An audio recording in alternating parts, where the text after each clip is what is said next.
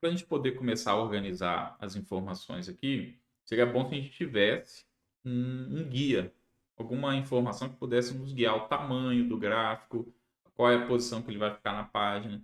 E para isso é muito útil a gente ter um background que a gente possa trazer aqui para dentro do Power BI, tá? E aplicar e depois ir posicionando os objetos.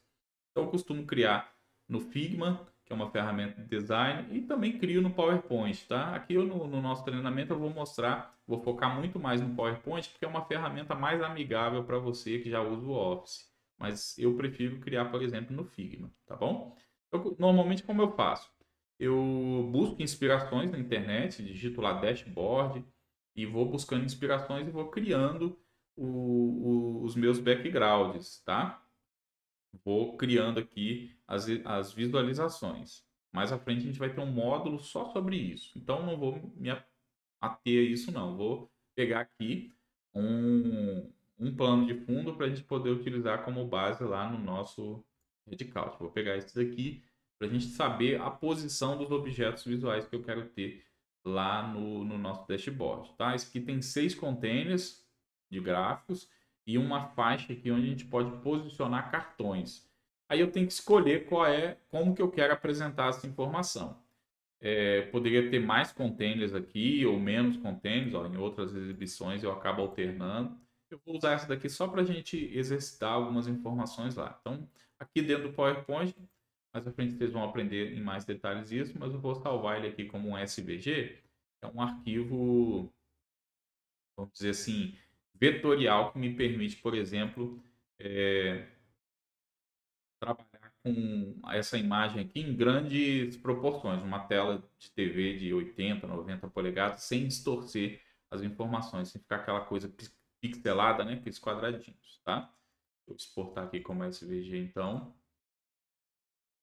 somente esse de HC, lembrar que é o head count. Apenas esse slide, beleza.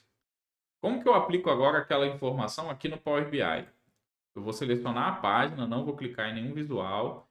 E aqui na opção de formatação, nesse rolinho, ó, eu clico e tem aqui a opção segundo plano da página. Se eu clicar na setinha para baixo, expandindo, eu posso vir aqui em adicionar imagem e selecionar o arquivo que eu exportei lá. E vou remover aqui a transparência. Ó. Ele já vai aplicar no fundo aquele background que a gente criou lá no Figma, no Photoshop, em outros programas, no nosso caso aqui no PowerPoint. Como os meus objetos visuais aqui estão com a tela de fundo habilitada, se eu vier aqui no rolo de formatação do objeto visual, a tela de fundo está habilitada. Eu não consigo ver direitinho o fundo. Quando eu desabilito, ele fica transparente.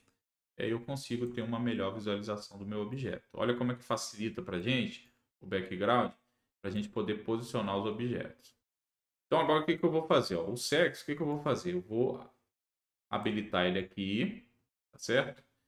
Vou remover a tela de fundo. O cartão eu já formatei, depois a gente vai fazer um ajuste fino nele. Mas para a gente ir já posicionando o nosso dashboard.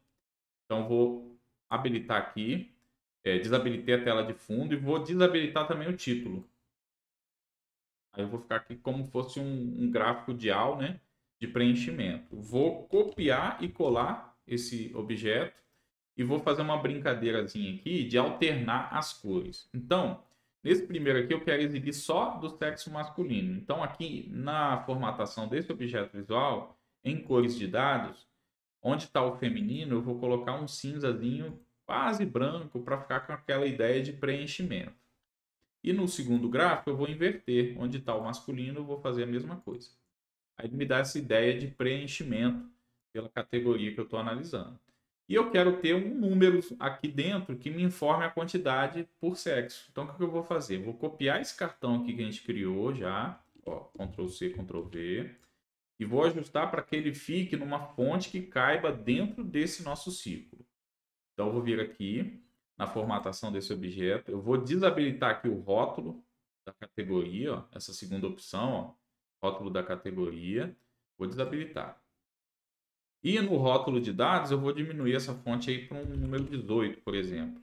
Ó, aí eu já consigo ajustar esse cartão para que ele caiba dentro do nosso objeto visual aqui do gráfico de rosca. copio e colo já com essa formatação, né? E eu posso seguir o nosso guia de cores. Então, aqui vai ter que ser um azul no rótulo de dados. Ó, vai ser o azul que a gente escolheu, azul mais escuro.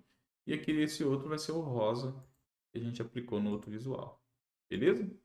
Ó, legal. Só que ele não está separando o que é masculino e o que é feminino. Então, a gente vai ter que aplicar um filtro só nesse cartão aqui, ó.